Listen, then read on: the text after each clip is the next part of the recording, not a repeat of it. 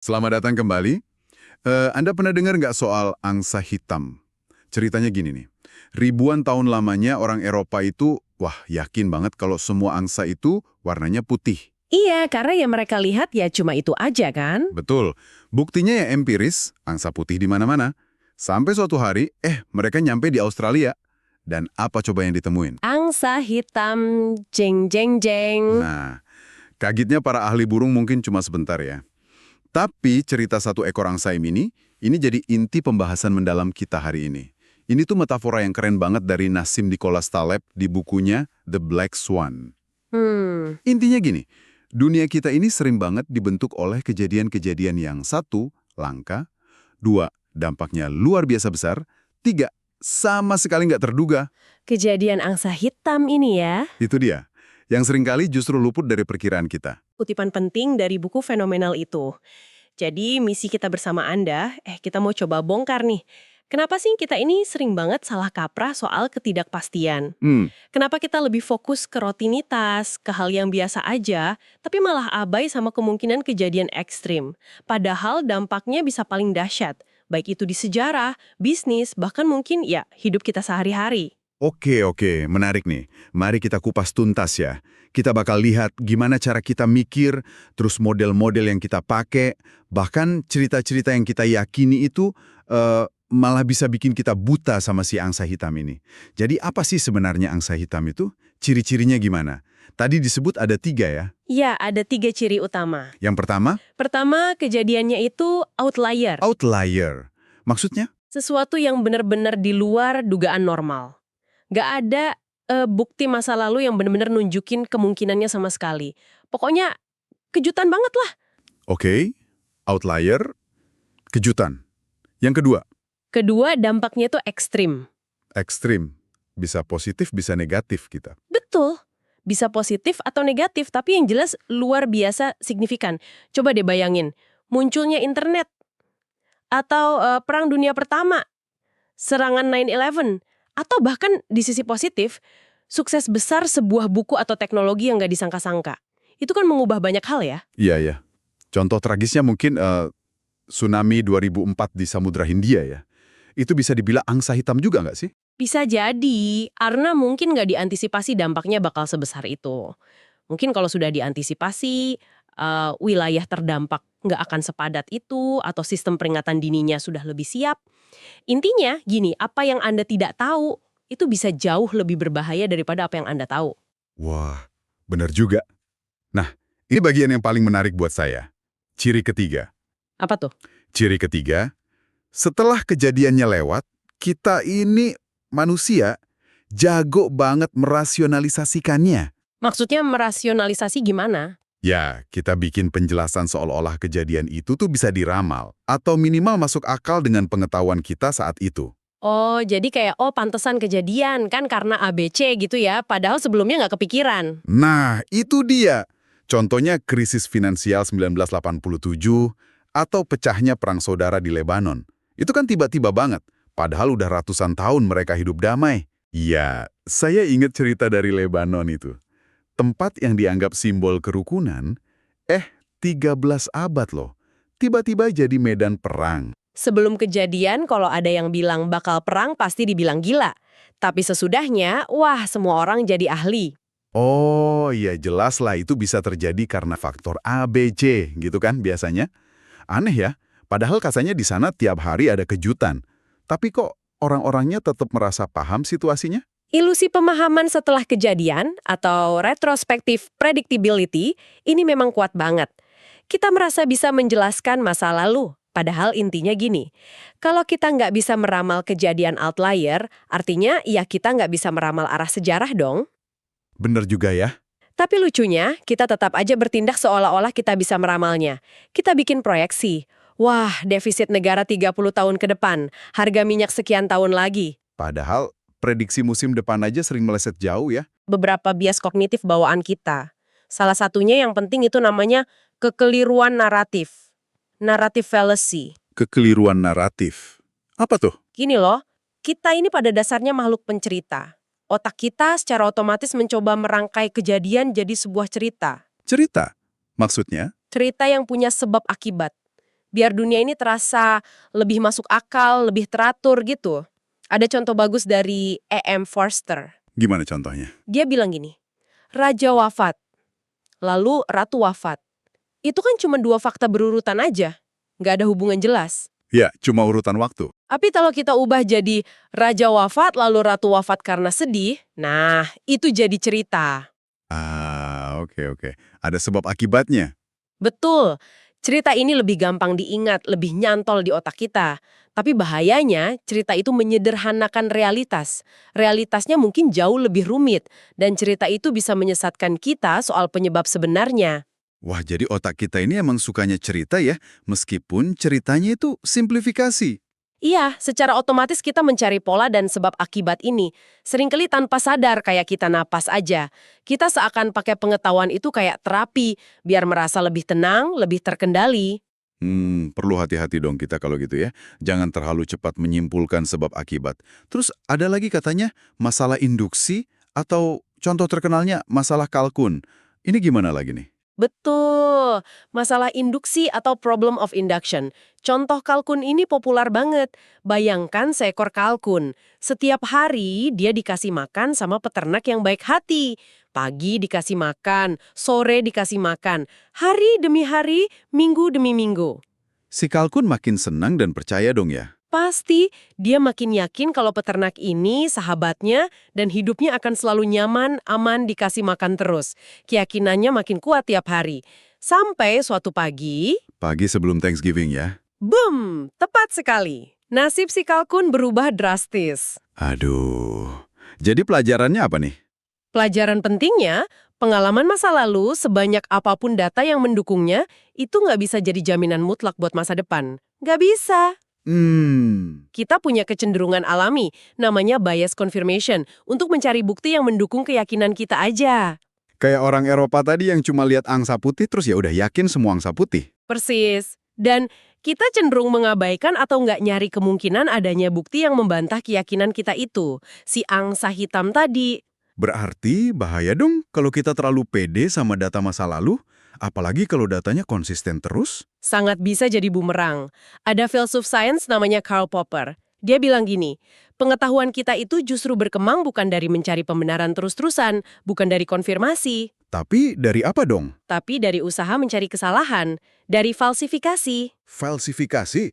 Maksudnya mencoba membuktikan kalau kita salah gitu. Iya, cukup temukan satu aja angsa hitam untuk membuktikan teori semua angsa berwarna putih itu salah. Oh iya ya, satu aja cukup. Betul, dan cukup satu hari yang mengejutkan buat si kalkun untuk membuktikan ribuan hari pengalamannya itu keliru. Ada asimetri di sini. Asimetri gimana? 1000 hari nggak bisa membuktikan Anda 100% benar, tapi satu hari aja bisa membuktikan Anda salah telak. Wah, dalam juga ya. Jadi kita nggak perlu skeptis total, tapi semi-skeptis gitu. Kira-kira begitu. Kita memang belajar dari pengalaman dan data, tapi mungkin nggak sebanyak yang kita kira. Harus tetap waspada sama kemungkinan kejutan. Oke, ini nyambung banget nih kayaknya sama konsep berikutnya. Bukti senyap atau silent evidence. Maksudnya gimana tuh? Kok bukti bisa senyap? Maksudnya gini, kita seringkali cuma melihat dan mendengar cerita dari pihak yang menang, yang selamat, yang berhasil. Oh, yang kelihatan aja gitu ya? Iya, kita nggak lihat ribuan naskah penulis yang ditolak penerbit, padahal mereka juga kerja keras.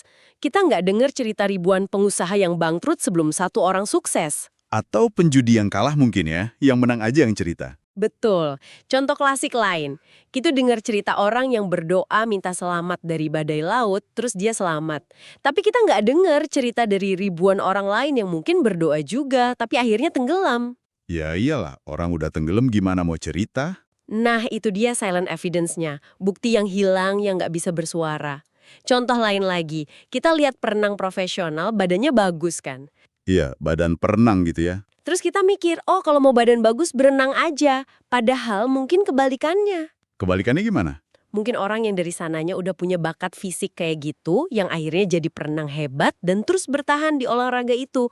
Yang nggak punya bakat mungkin udah berhenti duluan. Ah, masuk akal.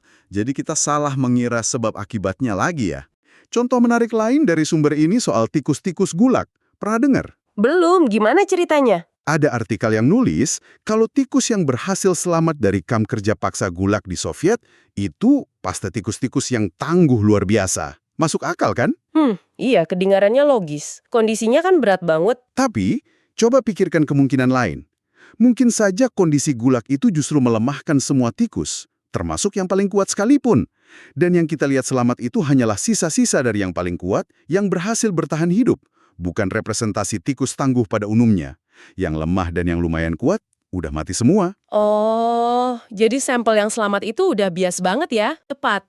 Semakin mematikan suatu proses seleksi alam atau buatan, semakin bias sampel yang selamat itu.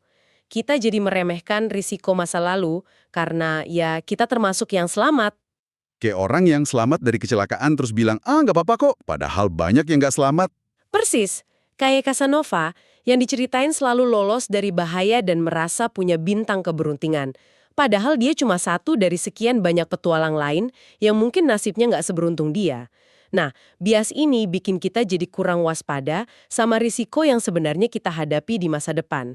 Kita merasa kebal, padahal mungkin cuma beruntung aja. Oke. Jadi kita udah lihat nih gimana kita gampang tertipu sama narasi, induksi yang keliru, dan bukti senyap.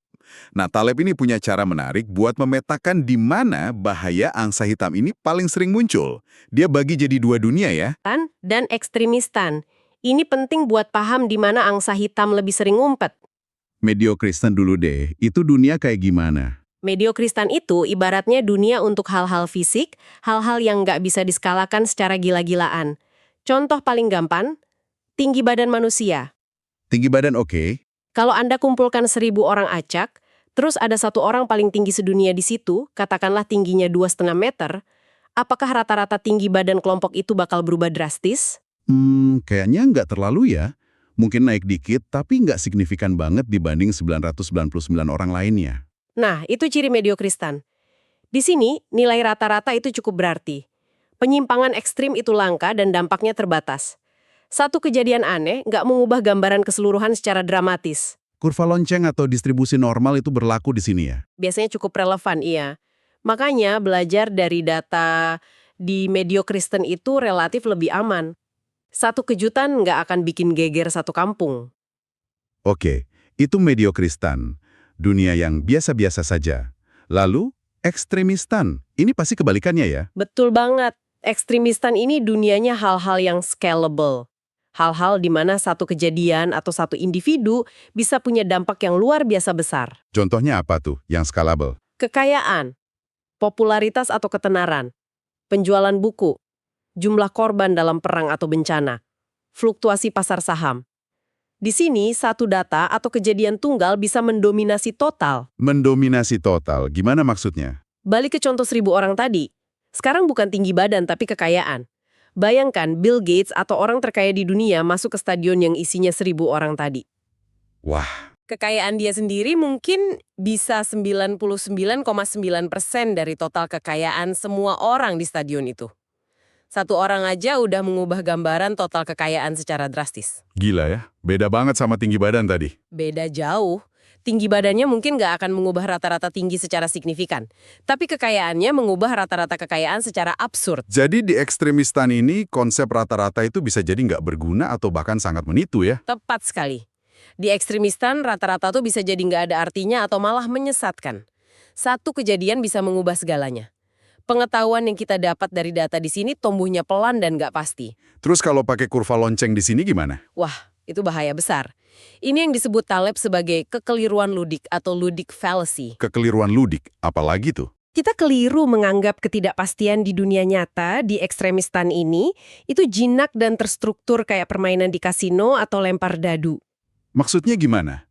Kan sama-sama nggak pasti. Beda. Di kasino atau main dadu, kita tahu persis aturan mainnya, kita tahu semua kemungkinan hasilnya, kita tahu probabilitasnya. Semuanya terdefinisi dengan jelas. Dunianya steril. Oke, terus di dunia nyata? Di dunia nyata, terutama di area sosial ekonomi, aturannya bisa berubah, kemungkinan hasilnya nggak terhitung, dan probabilitasnya seringkali nggak diketahui. Kita bahkan nggak tahu apa yang kita nggak tahu. Jadi kayak main game tapi nggak tahu semua aturannya gitu ya? Kira-kira gitu. Kata Taleb, risiko terbesar di kasino itu bukan kalah di meja rulet, tapi justru hal tak terduga dari luar permainan. Misalnya ada karyawan yang korupsi atau tiba-tiba kantor pajak datang menggerebek. Itu nggak ada di aturan roulette. Bener juga. Itu risiko yang nggak terhitung di model permainannya. Nah, Orang yang terlalu fokus sama peta, model statistik, kurva lonceng, sering lupa kalau peta itu bukan wilayah sebenarnya, realitas. Realitas itu jauh lebih liar dan penuh kejutan daripada model kita. wah ngeri juga ya kalau gitu. Kalau dunia kita, terutama aspek sosial ekonomi, ternyata lebih mirip ekstremistan yang liar ini, gimana dong nasib ramalan para ahli? Ini masuk ke masalah ahli ya? Iya, ini nyambung ke sana. Sumber ini memang cukup kritis ya terhadap para ahli, terutama di bidang-bidang yang mencoba meramal masa depan berdasarkan data masa lalu yang nggak bisa diulang persis. Kayak ekonomi, politik, pasar keuangan gitu ya? Betul. Masalahnya bukan berarti mereka nggak tahu apa-apa loh ya. Mereka mungkin ahli di bidang spesifiknya. Tapi masalahnya seringkali, Apa? Mereka nggak sadar sejauh mana batas pengetahuan mereka sendiri. Atau terlalu percaya diri dengan model mereka. Ini yang disebut arogansi epistemik. arogan secara pengetahuan gitu ya. Iya, kayak tukang ledeng dia pasti paham soal pipa, itu jelas.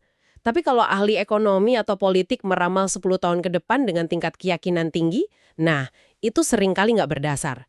Tingkat keyakinan mereka pada ramalan sering jauh melebihi akurasi ramalan itu sendiri. Jadi masalahnya bukan di pengetahuannya, tapi di penilaian mereka tentang seberapa banyak yang mereka ketahui. Tepat. Mereka seringkali melebih-lebihkan apa yang mereka tahu dan meremehkan apa yang mereka tidak tahu. Contohnya banyak ya kegagalan prediksi besar gitu. Kayak runtuhnya Uni Soviet katanya nggak ada yang ramal. Klasik. Atau kesalahan perencanaan masif. Proyek Sydney Opera House tadi misalnya. Rencana awal biayanya AU 7 juta dolar selesai 3 tahun. Realisasinya, Bengkak jadi AU 104 juta dolar dan molor 10 tahun? waduh, jauh banget melesetnya. Kenapa bisa gitu ya? Katanya para ahli ini cenderung menerowong, tunneling. Betul. Istilahnya menerowong atau tunneling.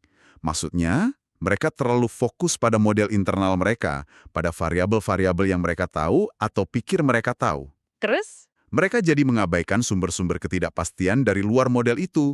Si unknown unknowns, hal-hal tak diketahui yang kita bahkan nggak tahu kalau kita nggak tahu. Jadi kayak pakai kacamata kuda gitu ya? Cuma lihat lurus ke depan aja. Bisa dibilang gitu, rencana-rencana besar sering gagal bukan karena ada yang salah detail di dalam rencana itu sendiri, tapi karena rencana itu mengabaikan kemungkinan adanya kejutan besar dari luar. Faktor eksternal yang nggak masuk hitungan. Dan model-model yang dipakai juga sering bermasalah kan? Terutama di keuangan tadi disebut pakai kurva lonceng. Sangat sering jadi masalah. Banyak model, apalagi di bidang keuangan, itu dibangun di atas asumsi kurva lonceng Gaussian. Apa masalahnya dengan kurva lonceng? Kurva lonceng itu secara inheren mengabaikan atau sangat meremehkan kemungkinan adanya lompatan besar, kejadian ekstrim, atau diskontinuitas. Dia bagus untuk menggambarkan hal-hal di mediokristan, kayak tinggi badan. Tapi nggak cocok buat ekstremistan. Sama sekali nggak cocok. Ibaratnya mereka sibuk ngukur tinggi rumput, tapi nggak sadar ada pohon raksasa di sebelahnya yang bisa tumbang kapan saja dan menimpa semua rumput itu. Akibatnya fatal dong kalau gitu. Fatal. Ketika angsa hitam negatif datang menghantam kayak krisis finansial besar model-model berbasis kurva lonceng, ini langsung ambruk, nggak berguna sama sekali. Contohnya kasus LTCM tadi ya, itu hedge fund isinya orang pinter semua kan? Iya, Long Term Capital Management, tahun 1998. Isinya para jenius, termasuk 2 pemenang Nobel Ekonomi, Myron Scholes dan Robert Merton. Mereka bikin model matematika canggih berbasis kurva lonceng. Terus gimana? Mereka yakin banget model mereka itu sains yang hebat, sampai akhirnya pasar bergerak dengan cara yang dianggap tidak mungkin oleh model mereka. Dan mereka rugi miliaran dolar dalam sekejap mata, hampir bikin sistem keuangan global kolaps. Waduh, gara-gara terlalu percaya model ya? Mereka terjebak dalam kekeliruan ludik tadi, menyamakan resiko pasar keuangan yang liar dan penuh angsa hitam dengan resiko jinak di laboratorium atau kasino. Oke, pusing juga ya mikirinnya. Jadi kalau angsa hitam ini susah banget atau bahkan nggak mungkin diramal, terus kita mesti gimana dong? Apa kita pasrah aja sama ketidakpastian ini? Tentu tidak. Justru karena kita tahu angsa hitam itu ada dan nggak bisa diramal, kita bisa lebih siap menghadapinya. Sumber ini menawarkan beberapa pendekatan kok. Gimana tuh pendekatannya? Pertama, dan ini paling fundamental, ya kita harus menerima kalau ada ketidakpastian yang mendasar di dunia ini.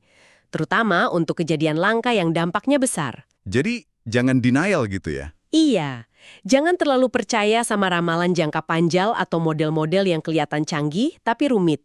Apalagi kalau itu menyangkut area ekstremistan. Terus kalau nggak percaya ramalan, kita fokus kemana? Fokusnya harus digeser, bukan pada memprediksi apa persisnya yang akan terjadi, tapi lebih pada konsekuensi jika sesuatu yang buruk terjadi. Maksudnya? Lebih mikirin, kalau kejadian X yang nggak terduga ini terjadi, seberapa parah dampaknya buat saya, dan gimana caranya biar dampaknya nggak fatal. Jadi fokus ke ketahanan robustness terhadap guncangan. Oh, jadi lebih penting membangun ketahanan daripada berusaha meningkatkan akurasi prediksi angsa hitam ya? Karena prediksinya susah banget. Jauh lebih penting dan lebih realistis. Jauh lebih mudah membangun ketahanan terhadap kesalahan daripada berusaha nggak pernah salah prediksi. Menarik. Nah, gimana caranya membangun ketahanan itu? Salah satu idenya tadi disebut strategi barbel ya. Kok kayak alat angkat beban? Hahaha, iya, analoginya memang dari halter atau barbel itu. Strategi barbel ini idenya gini. Anda nggak main di tengah-tengah, tapi main di dua ekstrim. Dua ekstrim gimana? Di satu sisi, Anda sangat-sangat konservatif, super aman. Di sisi lain, Anda ambil resiko yang sangat-sangat agresif, tapi dalam porsi kecil. Contohnya di investasi gimana tuh? Misalnya, Anda taruh sebagian besar dana Anda, katakanlah 85% atau 90% di instrumen yang super aman, minim resiko. Kayak obligasi pemerintah jangka pendek atau deposito. Pokoknya yang ruginya hampir nggak mungkin. Oke, itu sisi konservatifnya. Terus sisi agresifnya?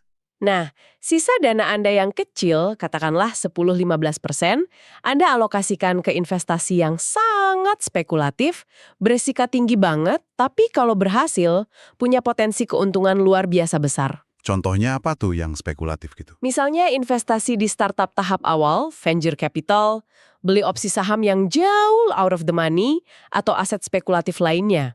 Pokoknya yang kalau gagal, ya hilang semua 10-15% itu. Tapi kalau berhasil, untungnya bisa berkali-kali lipat. Oh, jadi ini kayak main aman di sebagian besar hidup atau aset, tapi sisihkan sedikit ruang buat kejutan untung yang bisa mengubah segalanya gitu ya? Persis.